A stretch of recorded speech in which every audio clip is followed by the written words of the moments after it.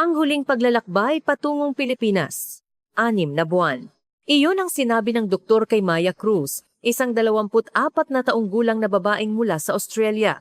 6 na buwan na lang ang natitirang panahon sa kanya. Sa natitirang sandali ng kanyang buhay, may isang lugar siyang pilit na pinapangarap puntahan, ang bansang pinapangarap nilang marating ng kanyang pinakamamahal. Ngunit mag-isa siyang tumulak sa paglalakbay na iyon.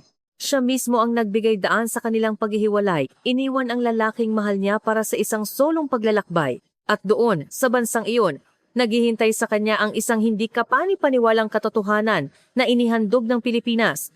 Ito ang simula ng isang himala, isang kuwentong naranasan ng isang babae sa lupain ng mga dayuhan. Sa isang silid konsultasyon sa isang ospital sa universidad sa gitna ng Sydney, sa unang bugso ng Tagsibol sa Southern Hemisphere, bumabalot ang isang malamig na katahimikan. Sa labas ng bintana, ang banayad na sikat ng araw sa hapon ay tumatama at sa di kalayuan natatanaw ang asul na dagat ng Sydney Harbor. Ngunit salungat sa magandang tanawin, ang hangin sa loob ng silid ay tila nagyeyelo sa bigat. Isang doktor na nakaputing bata, nakatingin sa mga resulta ng eksaminasyon sa kanyang kamay, ang malalim na bumuntong hininga bago maingat na pinili ang kanyang mga salita. Maya, ikinalulungkot ko. Pero ito ay pancreatic cancer. Kinailangan ni Maya Cruz, 24 na taong gulang, ng ilang segundo bago lubusang maunawaan ang kahulugan ng mga salitang iyon. Pancreatic cancer. Sa loob ng 3 buwan, pinahirapan siya ng hindi maipaliwanag na pananakit ng tiyan at pagbaba ng timbang. Sumailalim siya sa iba't ibang pagsusuri, endoscopy, blood tests, ultrasound, at sa huli, CT scan at MRI. Ngayon, ang resulta ng lahat ng iyon ay inihahatid sa kanya. Nagpatuloy ang doktor. Ang tumor ay kumalat na sa mga kalapit na tissue, kaya mahirap na itong ganap na matanggal sa pamamagitan ng operasyon. May mga senyales na rin ang pagkalat nito sa mga lymph node. Sa tabi ni Maya ang mukha ng kanyang ina, si Althea, ay unti-unting namumutla. Sa edad na 53 at may 25 taong karanasan bilang isang nurse, lubos niyang nauunawaan kung ano ang ibig sabihin ng diagnosis na ito. Ang pancreatic cancer ay tinaguriang hari ng mga cancer dahil sa tindi nito at napakababa ng 5 taong survival rate. At sa kaso ng kanyang anak, ito ay nasa advanced stage na. Gaano katagal na lang po ang natitira sa akin? Nanginginig ang boses ni Maya. Isang tanong na ayaw niyang itanong, ngunit kailangan niyang harapin ang katotohanan. Muling huminga ng malalim ang doktor bago maingat na sumagot. Bagamat may pagkakaiba-iba sa bawat tao, kahit na may masigasig na paggamot, asahan mo na lamang ang humigit kumulang 6 na buwan. 6 na buwan, kalahating taon, 180 araw lamang.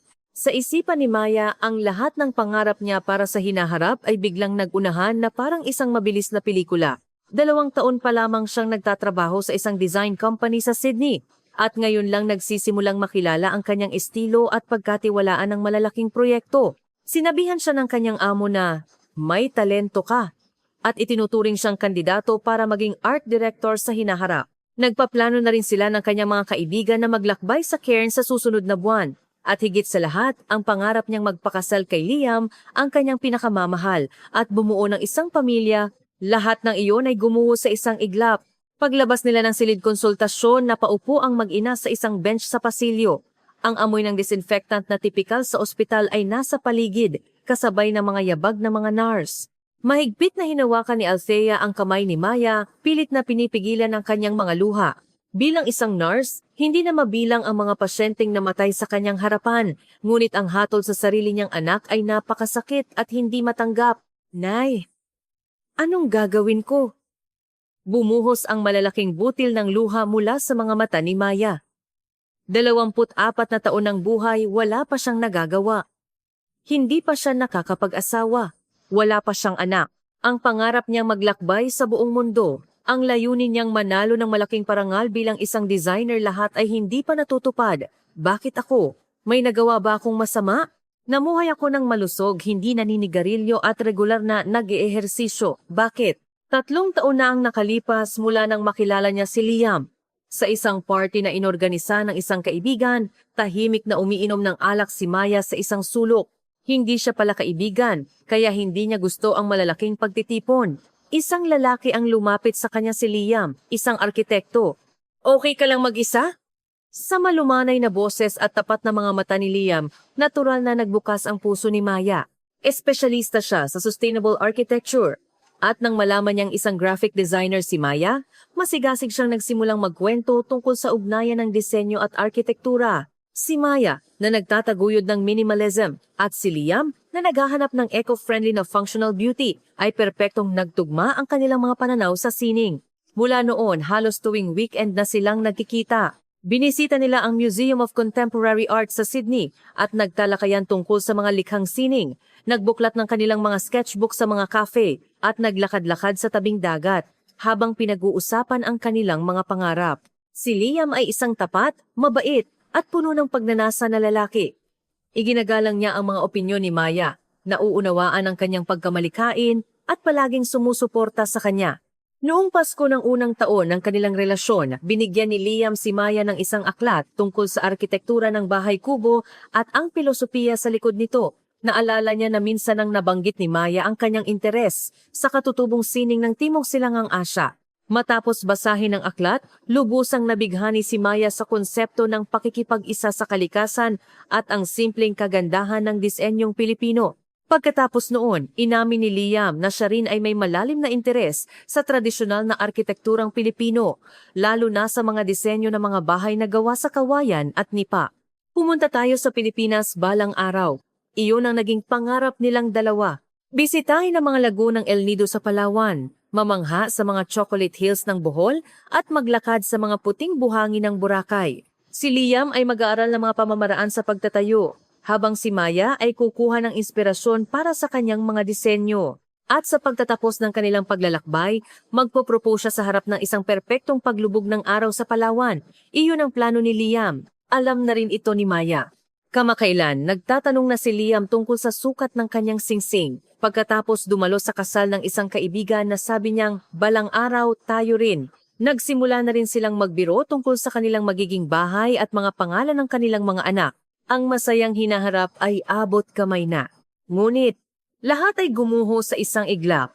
3 araw matapos ang diagnosis, hindi nakipagkita si Maya kaninuman, umabsent sa trabaho at nagkulong sa kanyang silid. Araw-araw siyang tinatawagan ni Liam, ngunit nagsinungaling siyang masama ang kanyang pakiramdam at umiwas na makipagkita. Sa mga panahong iyon, patuloy na nag-isip si Maya. Dapat ko bang sabihin kay Liam ang katotohanan? At kung sasabihin ko, ano ang gagawin niya? Tiyak na susuportahan niya ako at gugugulin niya ang natitirang 6 na buwan sa pag-aalaga sa akin. Iyon ang pinakaayaw mangyari ni Maya. Si Liam ay 26 na taong gulang pa lamang, may kahangahangang talento at isang magandang kinabukasan na naghihintay sa kanya. Hindi dapat mangyari na gugugulin niya ang 6 na buwan para lamang panoorin akong mamatay. Ayaw kong sirain ang buhay niya dahil sa aking kamatayan. Pagkalipas ng 3 araw, buo na ang desisyon ni Maya at tinawagan niya si Liam. Pinili niya ang isang parke na may tanawin ng daungan sa halip na ang dati nilang cafe dahil ayaw niyang may makakita sa kanila. Nakangiting dumating si Liam, ngunit nang makita niya ang ekspresyon sa mukha ni Maya, nagyelo ang kanyang ngiti. Liam, may mahalaga akong sasabihin.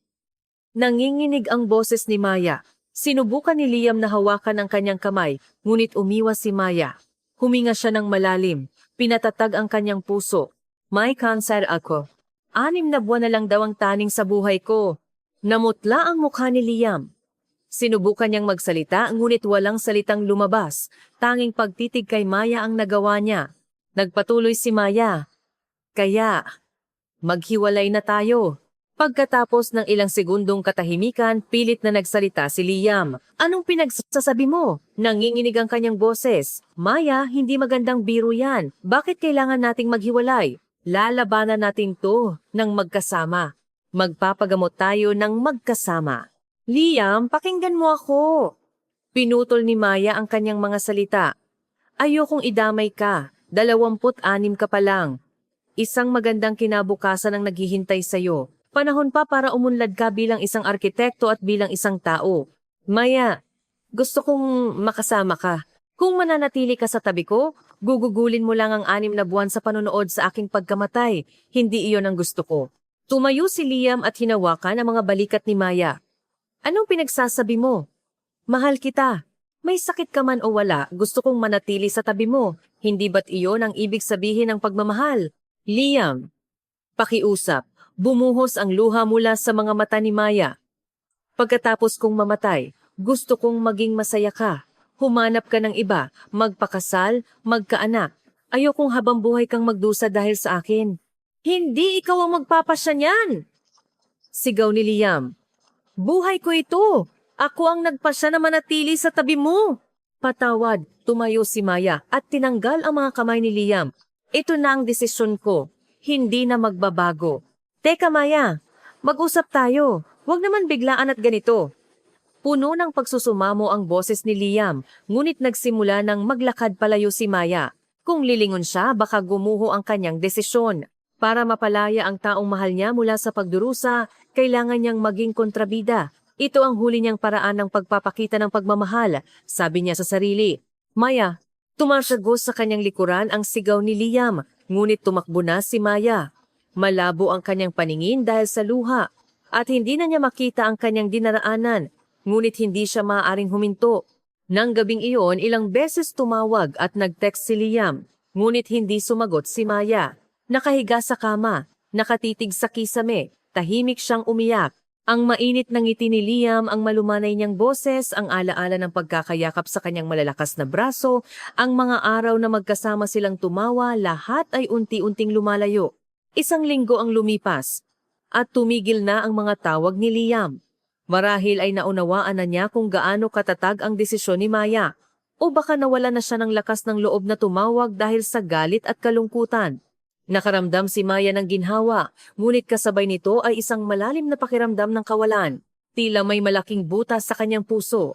Mas masakit pa ang mawalan ng minamahal kaysa sa sakit na nararamdaman niya. Isang araw, magkasama sa sala si Maya at ang kanyang ina. Tahimik silang nanonood ng telebisyon. Ipinapalabas ang isang travel show tungkol sa Pilipinas.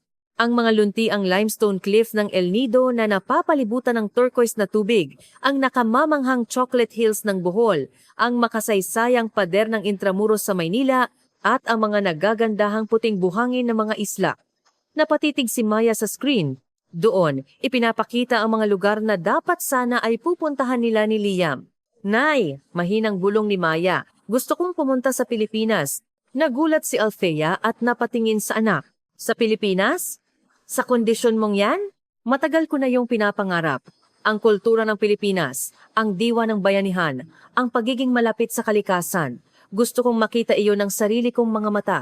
Muling nagkaroon ng kislap ang mga mata ni Maya. Dapat sana, kasama ko si Liam. Titingnan namin ang mga lumang simbahan, lalakarin ang mga dalampasigan, at susubukan ng mga tradisyonal na pagkain. Pero hindi na iyon mangyayari, kaya gusto kong pumunta kahit mag-isa lang. Hinawakan ni Althea ang kamay ng anak. Maya, pero kung iisipin natin ang kalusugan mo, paano kung bigla kang sumpungin doon? Nay, pakiusap. Diretsong tumingin si Maya sa mga mata ng ina. Wala na akong oras. 6 na buwan na lang. Ayokong gugulin ang 6 na buwang iyon sa paghihintay na lang sa kamatayan dito sa bahay. Ayokong magsisi. Sa huli, gusto kong makita ang mga bagay na talagang gusto kong makita. Gusto kong pumunta sa lugar na talagang gusto kong puntahan. Tinitigan ng ina ang seryosong mga mata ng anak. Bilang isang profesional sa medisina, alam niyang dapat siyang tumutol. Ang mahabang biyahe sa eroplano, ang hindi pamilyar na kapaligiran, ang hadlang sa wika, lahat ay magiging pabigat sa katawan ng kanyang anak. Ngunit bilang isang ina, nanaig ang pagnanais niyang tuparin ang huling kahilingan ng kanyang anak. Sige na nga, sasama ako sa'yo. Palagi akong nasa tabi mo. Isang ngiti ang sumilay sa mukha ni Maya, ang una sa loob ng mahabang panahon. Isang maliit ngunit tiyak na sinag ng pag-asa. Hindi na lamang ito mga araw ng paghihintay sa kamatayan, kundi mga araw ng pag-abot sa isang pangarap. Iyon na lamang ang natitirang kaligtasan at dahilan para mabuhay ni Maya. Pagkatapos ng 12 oras na biyahe, paglapag nila sa Ninoy Aquino International Airport, pagod na pagod ang katawan ni Maya. Hindi siya nakatulog sa eroplano, at ang matagal na pagkakaupo ay nagdulot ng sakit sa kanyang tiyan. Ngunit pagbaba niya ng hagdan at paglanghap sa hangin ng Pilipinas, isang kakaibang pakiramdam ang bumalot sa kanya. Ito ang bansang matagal na niyang pinangarap, ang lugar na dapat sana ay kasama niya si Liam. Pagkatapos ng immigration paglabas nila sa arrival lobby, naroon ang Pilipinas na kanyang inaasahan. Isang maingay ngunit masiglang espasyo, mga taong gumagalaw na may ngiti, at isang mainit na simoy ng hangin na sumalubong sa kanila. Ibang kapaligiran kumpara sa paliparan ng Australia. Ang mga karatula ay nakasulat sa Filipino at Ingles, kaya hindi sila naligaw. Tara na, punta na tayo sa hotel, malumanay na sabi ni Althea. Hila-hila ang mabibigat na maleta, nagtungo sila sa sakayan ng taxi. Sa loob ng taxi, ang ingay ng trapiko at mga busina ay isang bagong karanasan para kay Maya. Ang mga pasahero sa mga jeepney ay nag-uusap ng malakas at ang musika mula sa mga tindahan sa gilid ng kalsada ay malinaw na naririnig. Ang siglang ito ay bago para kay Maya. Sa labas ng bintana, ang tanawin ng Metro Manila ay unti-unting nabubuo. Mga nagtataasang gusali, mga makukulay na jeepney, mga naglalako sa kalye, lahat ay parang isang masiglang pinta. Idinikit ni Maya ang kanyang mukha sa bintana, sinisikap na itatak sa isip ang bawat kulay. Sana ay naipakita niya ang tanawing ito kay Liam. Pagdating sa kanilang hotel sa Makati, natanaw nila ang skyline ng lungsod. Ang mga nagikislapang ilaw ng mga gusali at ang walang katapusang daloy ng mga sasakyan. Iba ito sa imahinasyon niya, ngunit may sarili itong ganda. Kinabukasan ng umaga, maagang gumising si Maya at mag-isang nagpunta sa Intramuros.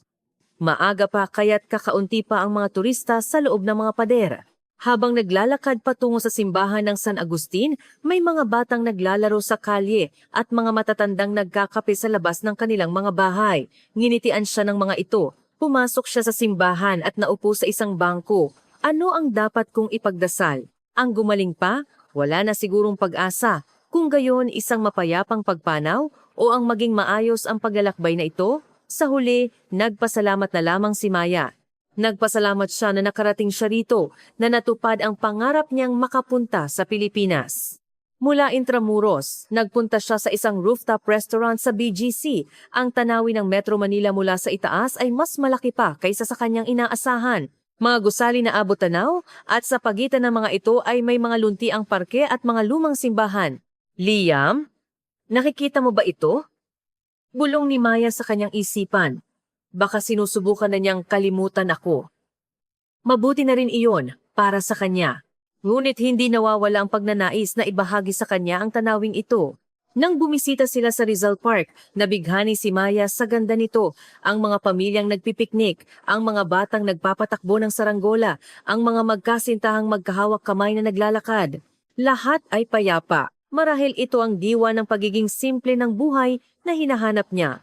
Ang kagandahan ng mga hindi perpektong sandali, ang halaga ng mga nagbabagong bagay. Inihambing ni Maya ang kanyang sariling buhay, ang maikli niyang buhay na 24 na taon. Marahil ay maganda dahil hindi ito perpekto. Kinahapunan, habang naglalakad sila sa paligid ng parke, biglang bumuhos ang ulan. Walang dalang payong. Hindi malaman ni Maya kung ano ang gagawin ng isang matandang Pilipina ang lumapit at inialok ang sariling payong. Hija, gamitin niyo na to. Malapit lang naman ang pupuntahan ko. Ngumiti ang babae at mabilis na naglakad patungo sa isang gusali. Nagulat si Maya. Ibibigay ang sariling payong sa isang estrangherong dayuhan. At umalis na lang nang hindi man lang naghihintay ng pasasalamat. Ang babait talaga ng mga Pilipino ano? Sabi ni Althea na may paghanga. Sa ibang araw, habang bumibisita sila sa isang palengke, tinitingnan ni Maya ang mga isda sa isang pwesto ng isang tindero ang ngumiti at nag-alok sa kanya ng libreng tikim ng hinog na mangga. Nang makita ng tindero ang pagkagulat ni Maya sa tamis nito, masaya siyang tumawa. Kahit hindi sila magkaintindihan sa salita, nagkakaintindihan ang kanilang mga puso. Ang ganitong init ng pagtanggap ay naramdaman ni Maya sa lahat ng dako sa Pilipinas. Kinagabihan, sa tren pauwi sa hotel, nakaupo si Maya. Pagod na siya. Sa susunod na istasyon, isang matandang babae na may dalang malaking bayong ang sumakay. Akmang tatayo si Maya para mag-alok ng upuan ng isang binatang Pilipino sa tabi niya ang mabilis na tumayo at nag-alok ng kanyang pwesto sa matanda. Nagpasalamat ng malalim ang babae at bahagya namang yumuko ang binata bago lumipat malapit sa pinto. Ang buong eksena ay natural. At tila walang sino man ang nag-iisip na may ginawa silang espesyal. Mayroong isang kabaitan sa bansang ito na hindi kailangang isatinig. Hindi ito OA, kundi isang natural na pag-uugali. Marahil iyon ang kagandahang loob ng mga Pilipino.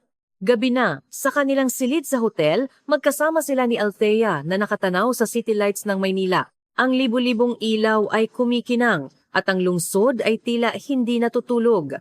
Naupo si Althea sa tabi ng anak at marahang hinawakan ang kamay nito. Maya, kumusta ang araw mo? Napakaganda, Nay. Higit pa sa inaasahan ko. Tumingin si Maya sa ina. Mabuti na lang at pumunta ako rito. Wala akong pinagsisisihan. Ayos lang ba ang pakiramdam mo? Hindi mo ba pinipilit ang sarili mo? May pag-aalala sa mga mata ni Althea. Bilang isang nurse at ina, palagi niyang inoobserbahan ang kalagayan ng anak. Ayos lang ako. Medyo pagod pero higit pa roon, puno ang puso ko. Ang totoo, may nararamdaman siyang mapurol na sakit sa kanyang tiyan. Araw-araw ding nababawasan ang kanyang gana sa pagkain. Ngunit kung sasabihin niya ito sa ina, baka patigilin ito ang kanilang paglalakbay. Tiniis ni Maya ang sakit. Nay, salamat. Salamat sa pagsama sa akin. Siyempre naman, ikaw ang mahal kong anak. Niyakap ni Althea ang anak.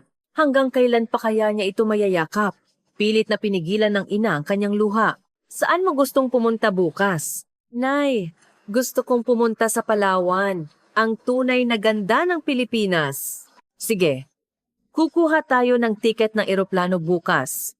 Nang gabing iyon, nahirapan makatulog si Maya.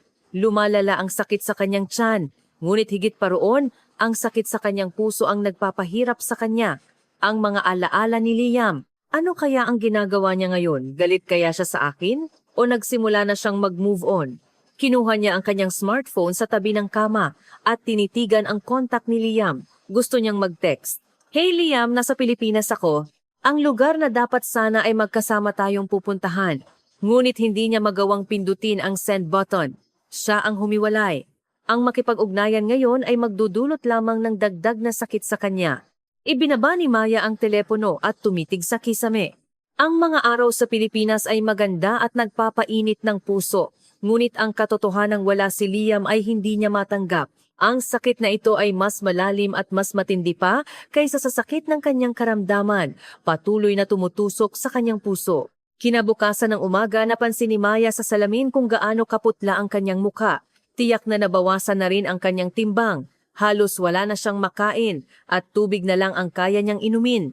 Ang sakit sa tiyan ay kinokontrol niya gamit ang pain relievers, ngunit pakiramdam niya ay palala ito ng palala.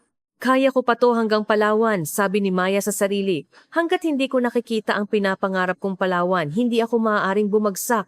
Sa airport ng Maynila, habang pasakay ng eroplano, halatang mabigat ang mga hakbang ni Maya.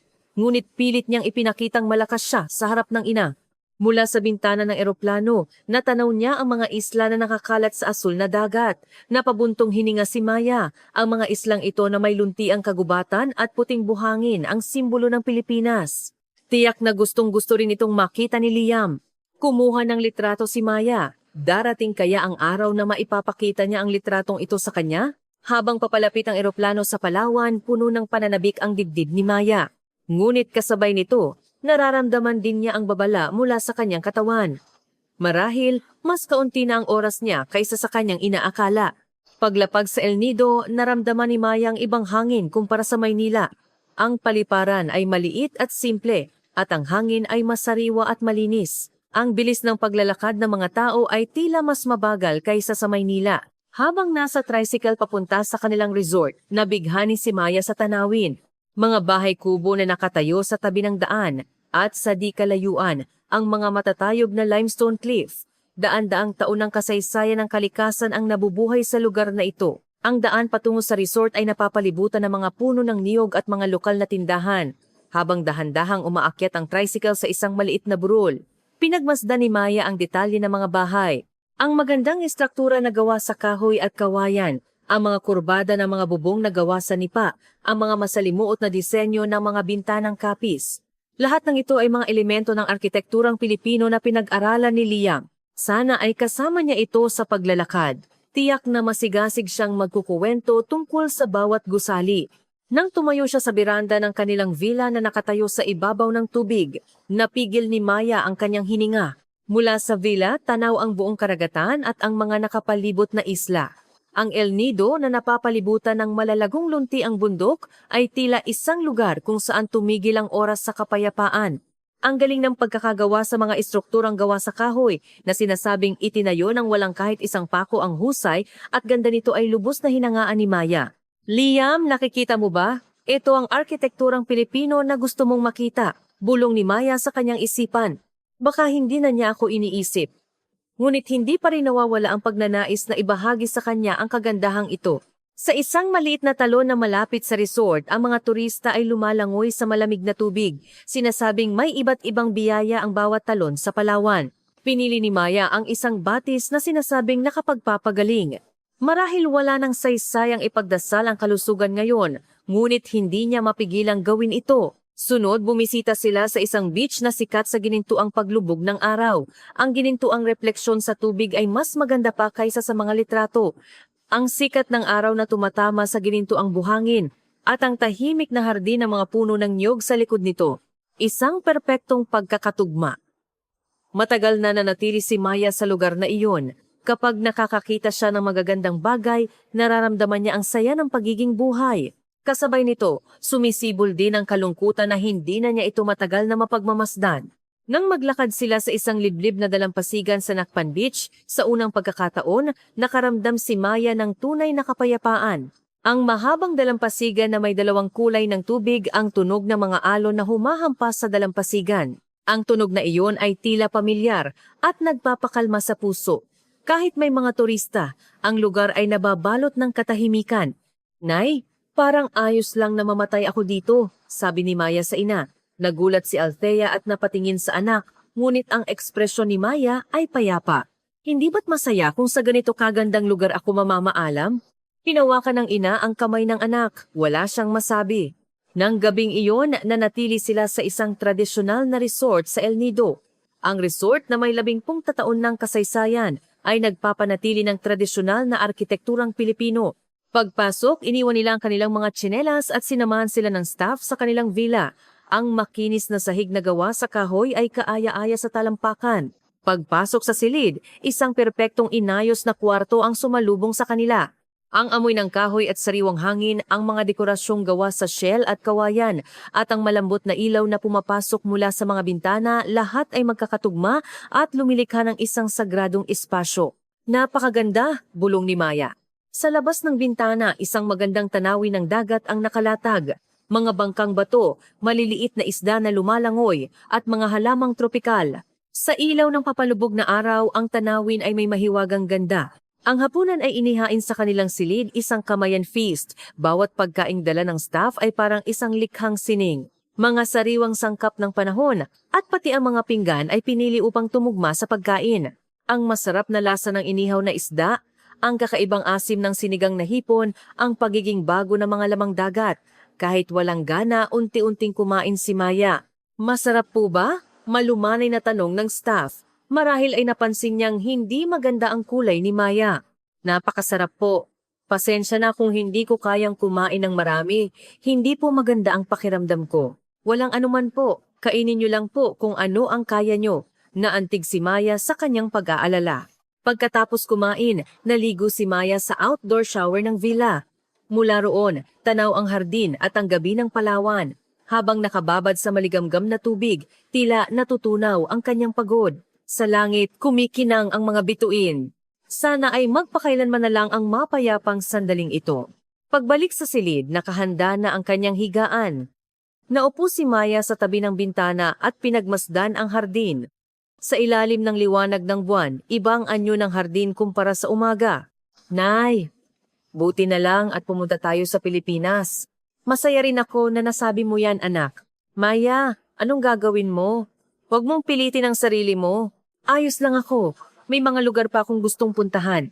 Kinabukasan ng umaga, maagang gumising si Maya at muling tinanaw ang dagat. Ang tanawin na nababalutan ng manipis na hamog ay may malapantas siyang ganda. Doon, nakita niya ang isang batang mag-asawang Pilipino na naglalakad-lakad. Magkahawak kamay sila at masayang naglalakad sa dalampasigan. Paminsan-minsan nagtatawanan sila at nag-uusap habang may itinuturo. Sumikip ang dibdib ni Maya. Dapat sana ay ganyan kami ni Liam. Magkasamang naglalakad sa isang dalampasigan sa Pilipinas, nag-uusap tungkol sa arkitektura at nangangarap tungkol sa hinaharap. Dapat sana ay may ganoong masasayang sandali dito. Nang mawala sa paningin ng mag-asawa, malalim na bumuntong hininga si Maya. Ang mga bagay na binitawan niya, ang mga nawala dahil sa sakit muli niyang naramdaman ang bigat na mga iyon. Pagkatapos ng almusal, nagpa siya si Maya at Althea na maglakad-lakad sa bayan. Pumasok sila sa isang maliit na souvenir shop at sinalubong sila ng isang ngiti mula sa may-ari, isang lalaking nasa iced teas na mukhang isang craftsman. Tuloy po kayo. Sa loob ng tindahan, nakahilera ang magagandang handicrafts, mga wood carvings, shell decors, handwoven na mga banig. Lahat ay may init ng pagiging gawa sa kamay. Kinuha ni Maya ang isang maliit na inukit na bangka. Simple lang ito, ngunit kung titingnan mong mabuti, may isang bahagi ng kahoy na may kakaibang marka. Ito po ay isang paalala ng pagbangon, paliwanag ng may-ari. Minsan, ang mga materyales namin ay may mga marka o depekto. Pero sa halip na itago, ginagawa namin itong bahagi ng disenyo. Ang mga pagsubok tulad ng bagyo ay sumisira sa aming mga bangka, pero inaayos namin sila para maging mas matibay. Iyon po ang diwa ng buhay dito sa amin. Tinitigan ni Maya ang bangka. Kahit nasira, naayos pa rin? Opo, at kung minsan ang mga bagay na naayos ay nagiging mas maganda pa kaysa sa dati. Ang mga salita ng may-ari ay tumagos ng malalim sa puso ni Maya. Ang mga bagay na sira, ang mga bagay na nasugatan ay may halaga pa rin.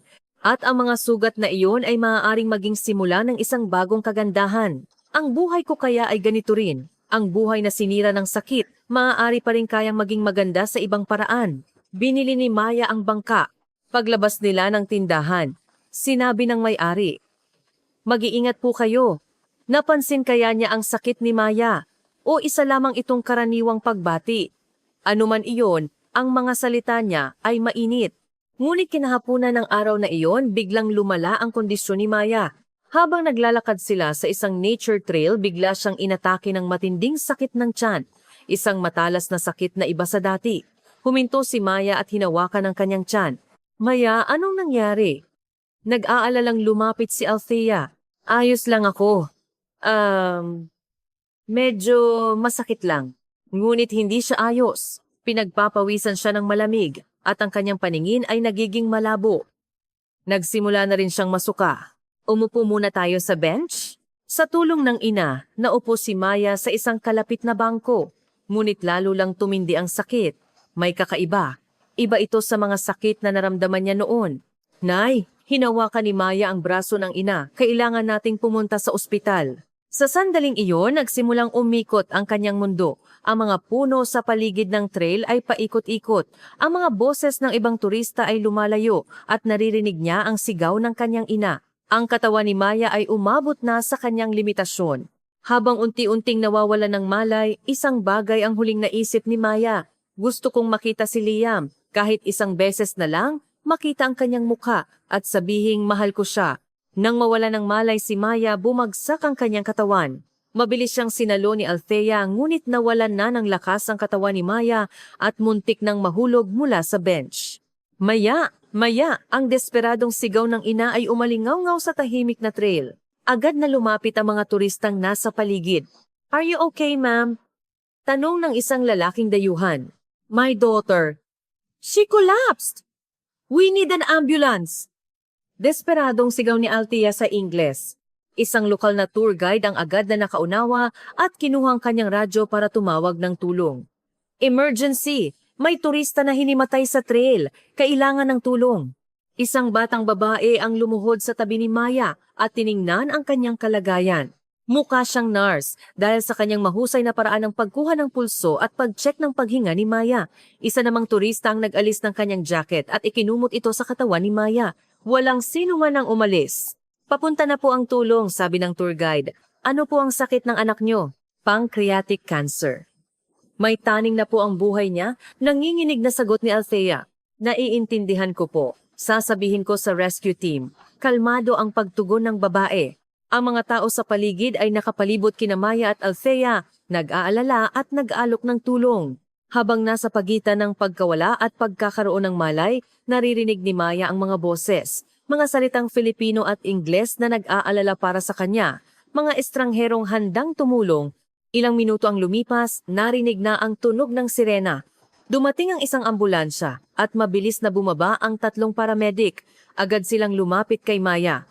Checking consciousness level, sabi ng isang paramedic habang sinusuri ang kondisyon ni Maya. Pagkuha ng blood pressure, pagkabit ng ECG monitor, paghahanda ng oxygen mask, lahat ay napakabilis. Any medical history? Tanong ng paramedic sa Ingles. Pancreatic cancer. Diagnosed in Australia, sagot ni Althea. Seryosong tumango ang paramedic. Okay ma'am, we'll transport her to the hospital immediately. Inilagay si Maya sa isang stretcher at isinakay sa ambulansya. Sumama rin si Althea. Ang mga taong nakapaligid ay kumakaway na may pag-aalala. Isang matandang babae ang nag-antanda ng krus at nagdasal. Habang tumatakbo ang ambulansya, patuloy ang pag-aasikaso ng mga paramedic kay Maya.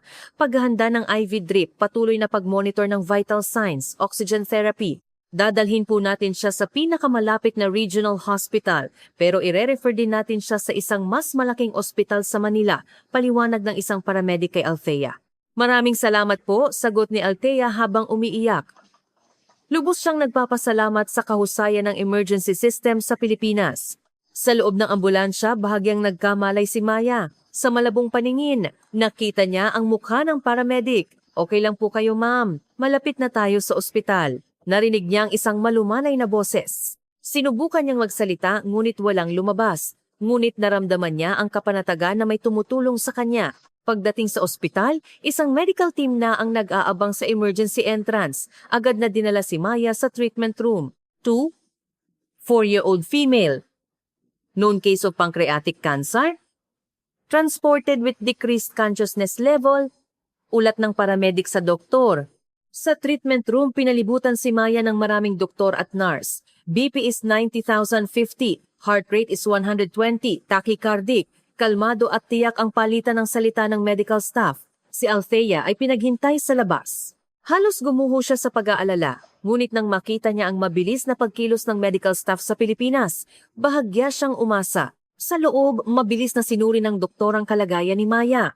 Abdominal tenderness is severe.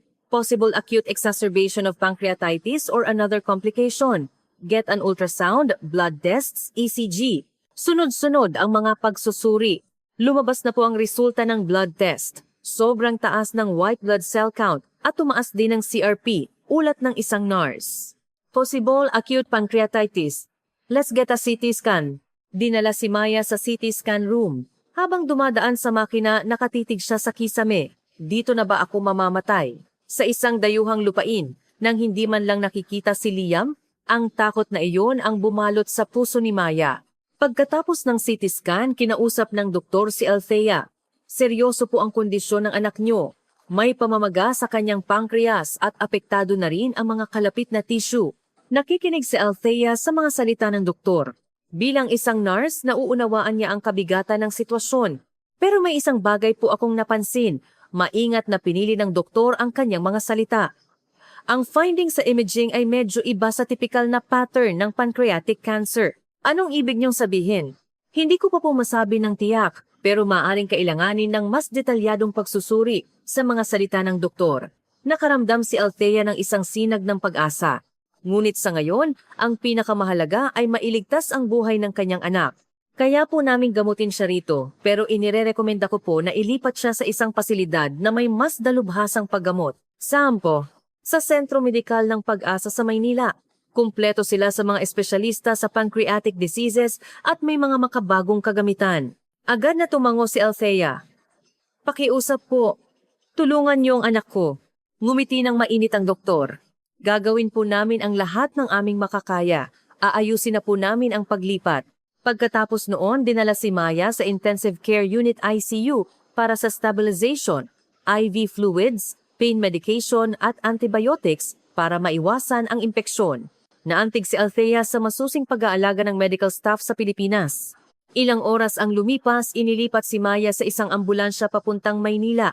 Ang doktor sa Palawan ay nagpadala na ng detalyadong impormasyon sa Sentro Medikal ng Pag-asa. Ang kondisyon ng pasyente, mga resulta ng pagsusuri, mga imaging data, lahat ay naibahagi sa digital na paraan. Kaya't bago pa man dumating si Maya, alam na ng mga doktor sa Maynila ang kanyang kalagayan. Napakagaling ng medical coordination system ninyo rito, sabi ni Althea sa doktor. Natural lang po na magtulungan ang mga ospital para mailigtas ang buhay ng isang pasyente, sagot ng doktor. Lubos na naantig si Althea sa mga salitang iyon. Sa loob ng ambulansya, muling nagkamalay si Maya. Nakumpirma niyang nasa tabi niya ang kanyang ina at bahagyang ngumiti. Nay, huwag ka nang magsalita. Ayos lang ang lahat. Papunta tayo sa isang ospital sa Maynila. Doon masusuri ka nila ng mas mabuti. Tumango si Maya. Tumatakbo ang ambulansya sa gabi ng Palawan. Ang magandang tanawin.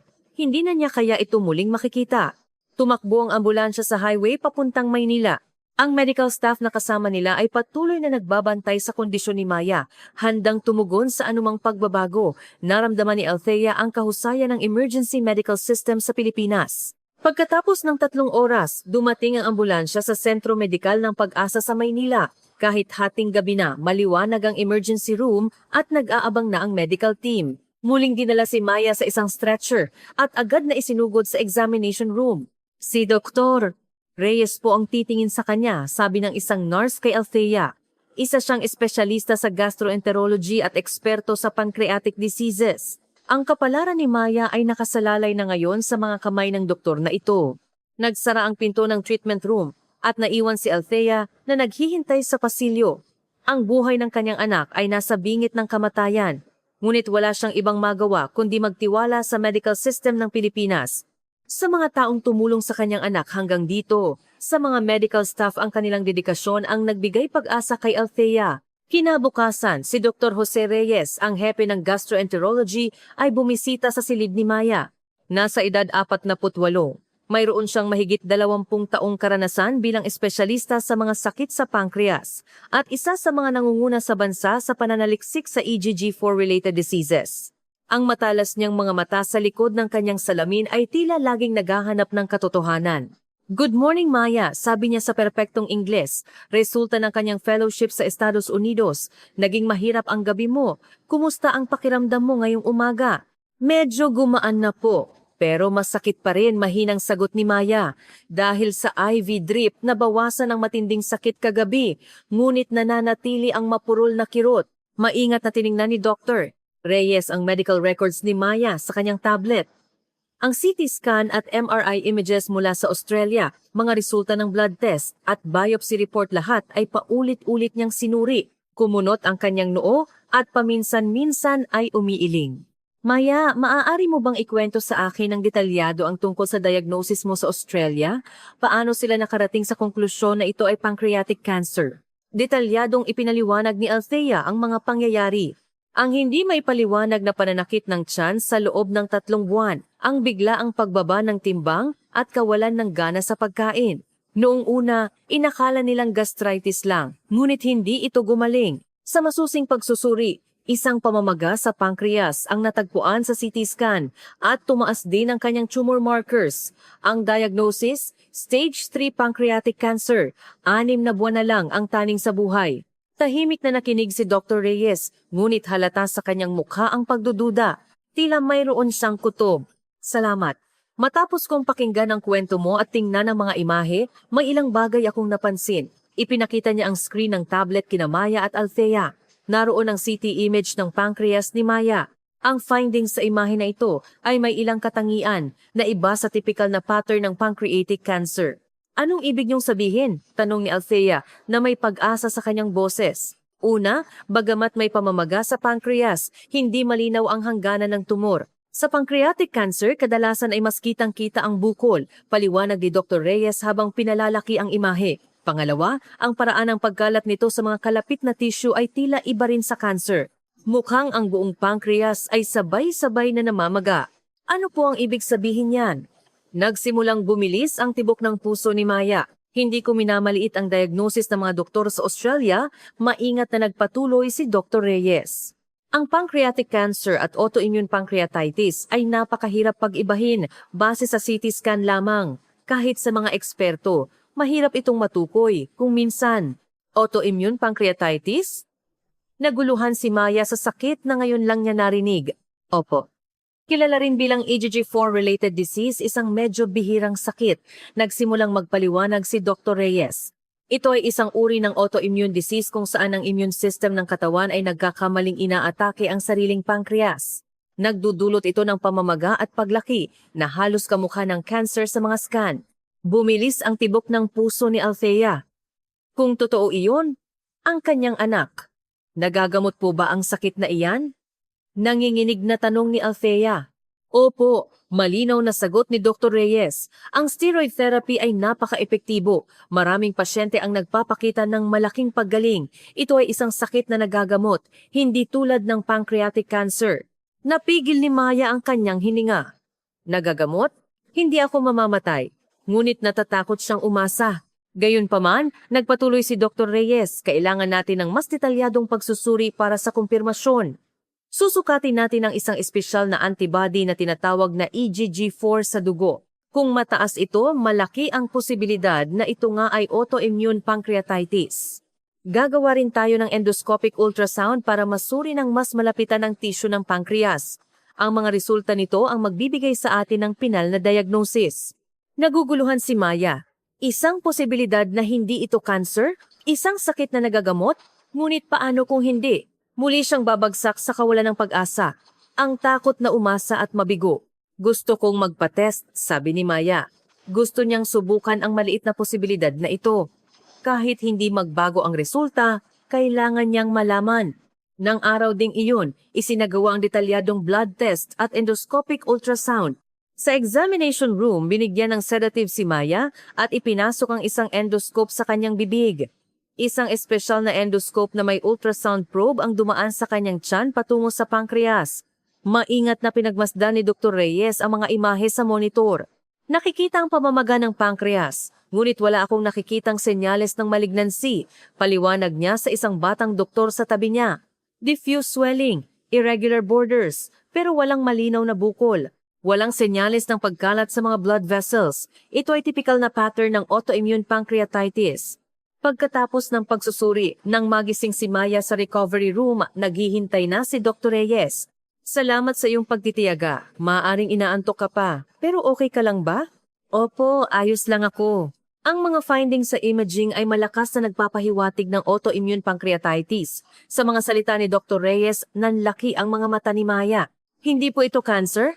Hindi pa natin makukumpirma hanggat hindi lumalabas ang resulta ng blood test, pero sa tingin ko, mataas ang posibilidad. Bukas ng hapon, lalabas na ang resulta. Nang gabing iyon, hindi nakatulog si Maya. Bukas, malalaman na ang kanyang kapalaran.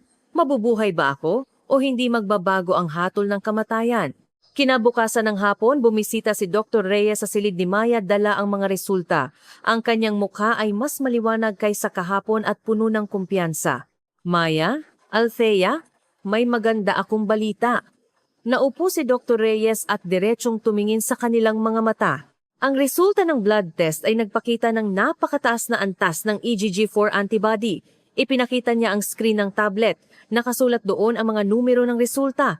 Ang normal na halaga ay mas mababa sa 135. Ang sa iyo, Maya, ay 1,850.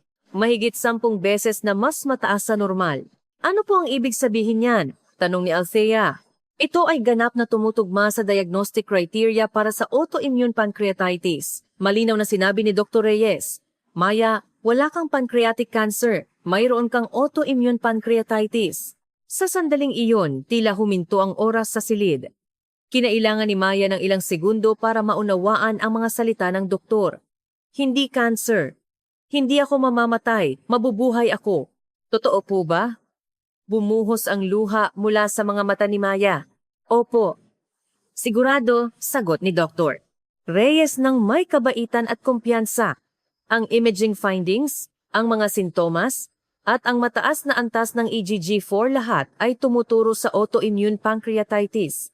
Hindi ito pancreatic cancer. Paano? Paanong hindi ito nalaman sa Australia? Naguguluhang tanong ni Maya. Hindi natin masisisi ang mga doktor sa Australia, patas na sagot ni Dr. Reyes. Ang dalawang sakit na ito ay napakahirap pag-ibahin base sa CT scan lamang. Kung walang sapat na kaalaman tungkol sa IgG4-related disease, halos imposibleng matukoy ito sa Pilipinas. Dahil sa iba't ibang kadahilanan, mas pamilyar ang mga espesyalista sa ganitong uri ng sakit. Nagkataon din na nagkaroon ako ng fellowship sa Japan kung saan unang natukoy ang sakit na ito, kaya't mayroon kaming kaalaman at karanasan upang matukoy ang karamdamang ito. Maya, dahil sa pagpunta mo sa Pilipinas, natanggap mo ang tamang diagnosis. Sa isang banda, maaari itong ituring na isang himala. Humagulgol si Maya. Isang halo ng saya, ginhawa, at hindi makapaniwalang damdamin. Niyakap din ni Althea ang anak habang umiiyak. Kailan po magsisimula ang paggamot? Tanong ni Althea habang umiiyak. Maaari na nating simulan agad. Maingat na ipinaliwanag ni Dr. Reyes ang plano ng paggamot. Ang steroid therapy ang unang opsyon. Gagamit tayo ng gamot na tinatawag na prednisone. Magsisimula tayo sa mataas na dosis, 40 mg bawat araw, at dahan-dahang babawasan habang gumagaling ang mga sintomas. Maraming pasyente ang nagpapakita ng malaking pagbuti sa loob lamang ng ilang linggo. Mawawala ang sakit ng tiyan at bababa ang pamamaga ng pancreas. Gagaling po ba ako ng tuluyan? Tanong ni Maya. Maaari nating asahan ang kumpletong remisyon. Sagot ni Dr. Reyes na may pag-asa sa kanyang mukha. Ibig sabihin, ganap na mawawala ang mga sintomas at makakabalik ka sa normal na pamumuhay. Pag-aasawa, trabaho, paglalakbay, lahat ay posible. Gayunpaman, may posibilidad na bumalik ito, kaya kailangan ng regular na pag-check up. Pero iba ito sa pancreatic cancer, diin ni Dr. Reyes. Maya, mayroon kang hinaharap. Isang mahabang buhay ang naghihintay sa iyo. Nang gabing iyon, mag-isang nakatitig si Maya sa kisame. Isang hindi kapanipaniwalang pangyayari. Mula sa hatol ng kamatayan, biglang naging balita ng buhay. Halos sumabog ang kanyang dibdib sa saya. Ngunit kasabay nito, isang malalim na pagsisisi ang bumalot sa kanya na parang isang tsunami. Si Liam. Ang taong mahal niya na hiniwalayan niya. Itinulak niya ito palayo dahil sa kanyang kamatayan. Ang desisyong iyon ay batay lahat sa isang maling akala. Liam. Kung hindi sana kami naghiwalay, ngayon ay magkasama naming ipinagdiriwang ang kaligayahang ito. Dapat ko ba siyang tawagan? Pero ano ang sasabihin ko? Hindi na pala ako mamamatay, kaya pwede na ba tayong magbalikan? Paano ko sasabihin ang ganoong makasariling salita? Baka nakalimutan na niya ako at nagsimula na ng bagong buhay. Patatawarin kaya niya ako kung babalik ako ngayon? Ang puso ni Maya ay nag-aalinlangan sa pagitan ng saya ng pagkabuhay at ng sakit ng pagkawala ng minamahal. Nabawi niya ang kanyang buhay, ngunit mababawi pa kaya niya ang nawalang pag-ibig? Kinabukasan, pagbalik ng kanyang ina sa silid, nakita niya ang namumugto nitong mga mata. Maya, anong nangyari? Maganda na sana ang balita, bakit ka umiiyak? Nay, may nagawa akong isang bagay na hindi ko na mababawi. Ikinuwento ni Maya ang kanyang pagsisisi tungkol kay Liam. Tahimik na nakinig si Althea at pagkatapos ay ngumiti. Maya, ang totoo. Tinawagan ko si Liam. Ano?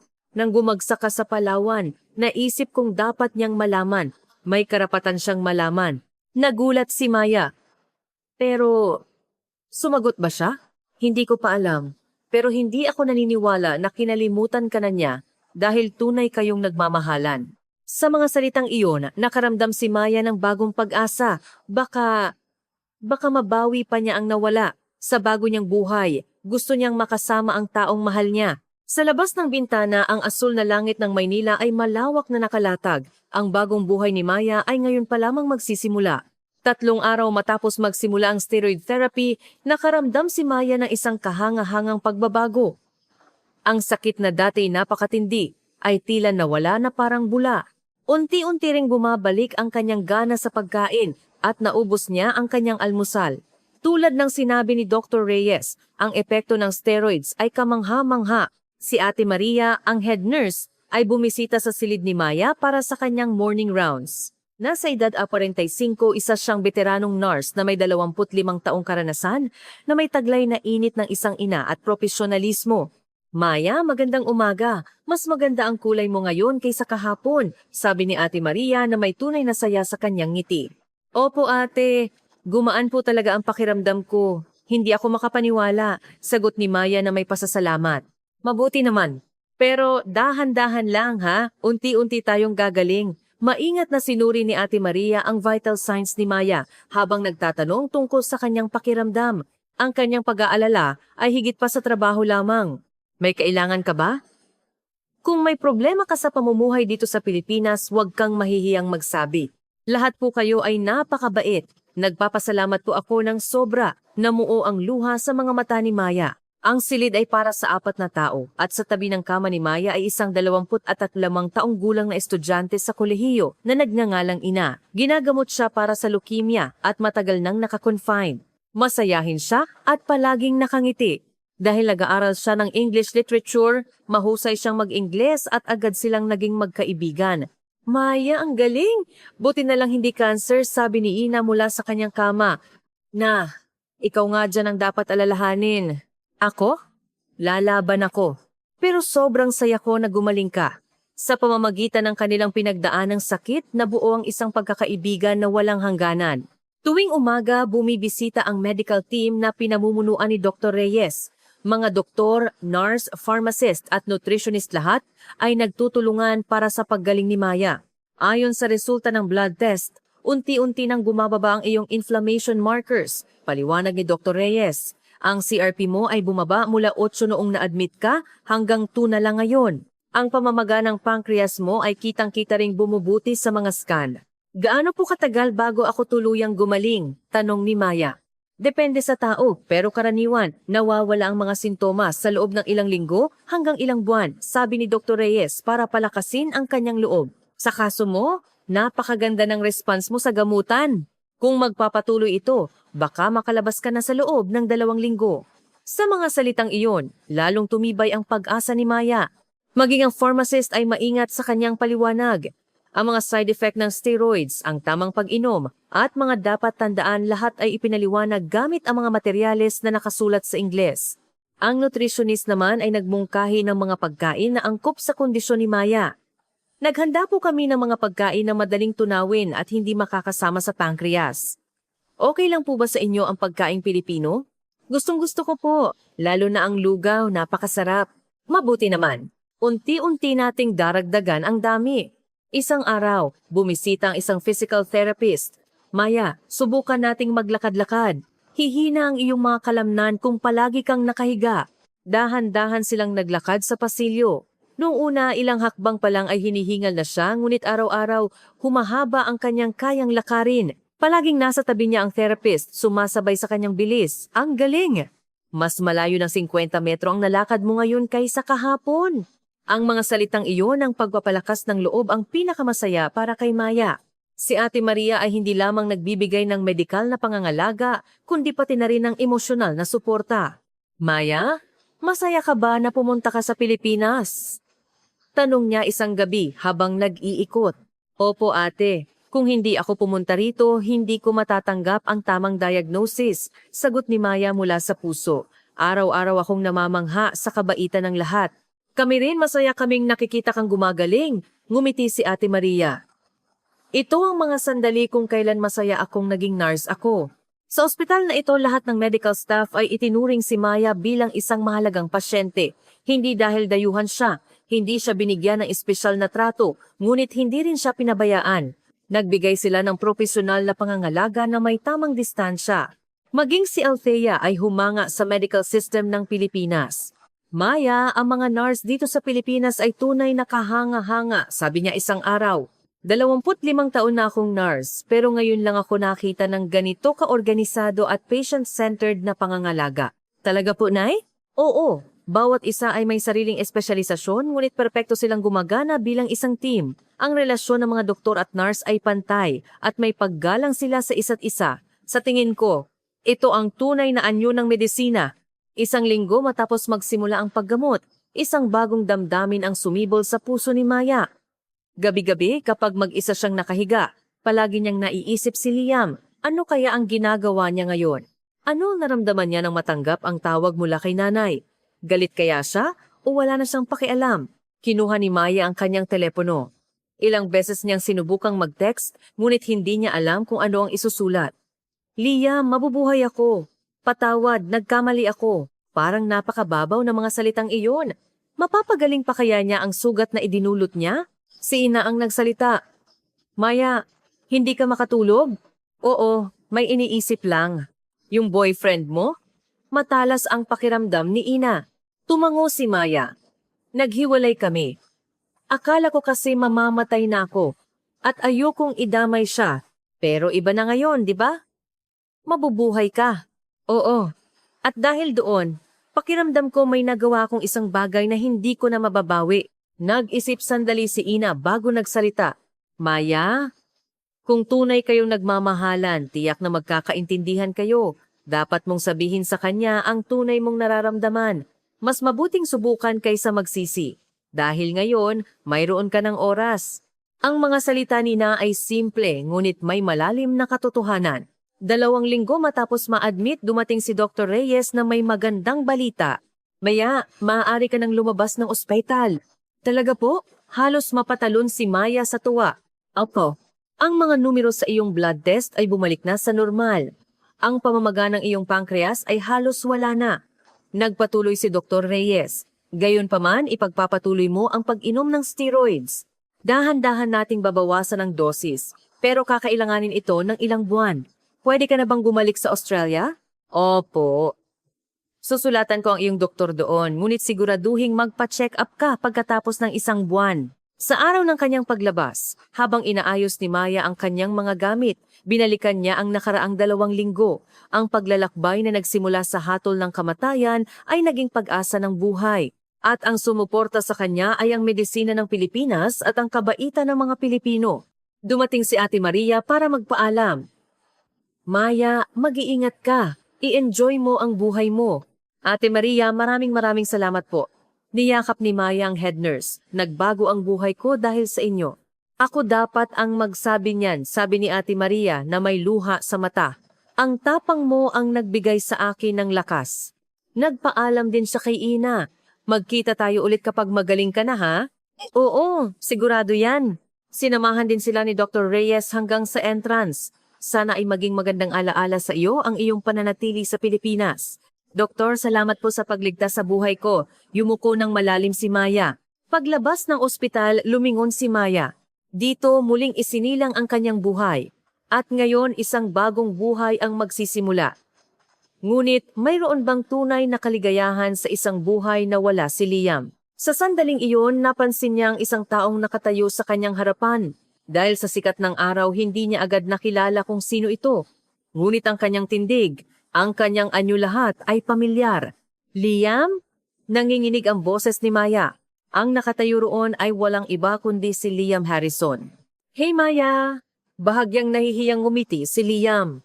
Bakit? Bakit ka nandito? Hindi makapagsalita si Maya. Tumawag sa akin ang nanay mo. Nalaman kong bumagsak ka. Naisip kong kailangan kong mapunta sa tabi mo. Pero, nakipaghiwalay ako sa'yo. Bumuhos ang luha mula sa mga mata ni Maya. Maya, alam ko kung ano ang iniisip mo, malumanay na sabi ni Liam. Pinili mong makipaghiwalay para sa akin, di ba? Ayaw mo akong pahirapan. Patawad, Liam. Nagkamali ako. Hindi ka nagkamali. Pero may isang bagay kang hindi naintindihan. Hinawakan ni Liam ang kamay ni Maya. Mas masakit para sa akin na mawala ka, kaysa ang labanan ang sakit mo ng magkasama. Humagulgol si Maya. Niyakap siya ng mahigpit ni Liam. Hindi na kita bibitawan. Sa pagkakataong ito, magkasama na tayo habang buhay. Liam, mabubuhay ako. Hindi pala cancer. Alam ko. Sinabi sa akin ng nanay mo. Marahang pinunasan ni Liam ang kanyang mga luha. Kaya mula ngayon sabay nating haharapin ang buhay. Sa Pilipinas man o sa buong mundo. Sa sumunod na mga araw, nanatili sina Maya at Liam sa Maynila. At nagpasya silang bumalik sa Palawan. Sa pagkakataong ito, kasama na ang taong mahal niya. Ang tanawin mula sa bintana ng eroplano ay kasing ganda pa rin ng dati. Ngunit ngayon, katabi na niya si Liam at iyon ang nagpabago sa lahat. Tingnan mo, ang ganda ng mga isla, sabi ni Liam. Masaya akong kasama kitang nakikita ito. Hinawakan ni Maya ang kanyang kamay. Pagdating sa El Nido, nagpunta sila sa trail kung saan bumagsak si Maya. Ang lugar kung saan nagbago ang lahat. Dito ka bumagsak, mahinang sabi ni Liam. Natakot ako. Akala ko mamamatay na ako. Niyakap siya ni Liam. Pero dito nagsimula ang bago mong buhay. Dahan-dahan silang naglakad sa trail. Ang mga turista ay naglalakad at isang payapang oras ang lumilipas. Bumalik din sila sa souvenir shop. Kayo po pala. Mukhang magaling na kayo. Mabuti naman, sabi ng may-ari. Kinuha ni Liam ang inukit na bangka. Naaalala mo ba to? Sabi niya, kahit nasira, pwedeng ayusin. Binili ni Liam ang bangka. Paglabas nila, dinala ni Liam si Maya sa isang beach na sikat sa paglubog ng araw. Mula sa dalampasigan, tanaw ang buong karagatan. Ang kalangitan at ang mga isla ay kulay kahel. Maya, hinawakan ni Liam ang kanyang kamay. Gusto kong ulitin, pakasalan mo ako. Muling namuo ang luha sa mga mata ni Maya, ngunit sa pagkakataong ito, luha ng saya. Oo naman, sagot niya ng nakangiti. Oo, papakasalan kita. Binuhat ni Liam si Maya at umikot. Ang mga turistang nasa paligid ay pumalakpak.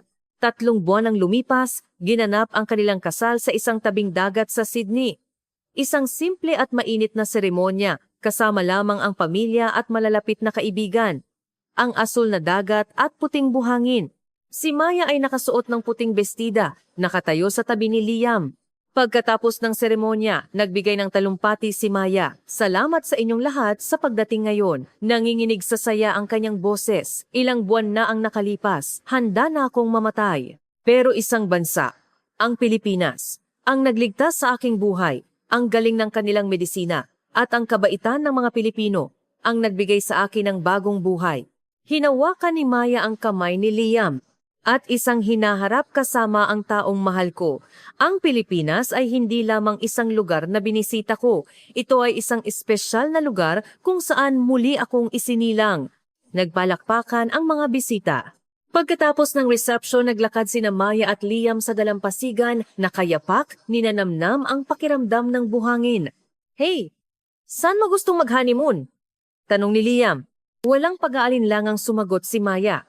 Sa Pilipinas. Sa pagkakataong ito, bilang mag-asawa, 1 taon ang lumipas. Sa panahon ng tag-araw, bumisita sina Maya at Liam sa Pilipinas para sa kanilang honeymoon. Namumulaklak ang mga bougainvillea sa buong bansa. Magkahawak kamay silang naglakad sa trail sa Palawan. Dito nagsimula ang lahat, sabi ni Maya. Ito ang ating pinagmulan, sagot ni Liam. Ang mga bulaklak ay nalalaglag, tila binabasbasan sila. Tumingala si Maya sa langit. Ang asul na langit, ang makukulay na bulaklak, at ang taong mahal niya sa kanyang tabi. Isang perpektong sandali. Ang huling paglalakbay patungong Pilipinas. Iyon pala ay hindi ang huli kundi ang simula ng isang bagong buhay. Isang kwento kung paano nagbigay ang bansang Pilipinas ng buhay, pag-ibig at pag-asa sa isang babae. At ito ay mananatiling nagniningning sa kanilang mga puso, ngayon at magpakailanman.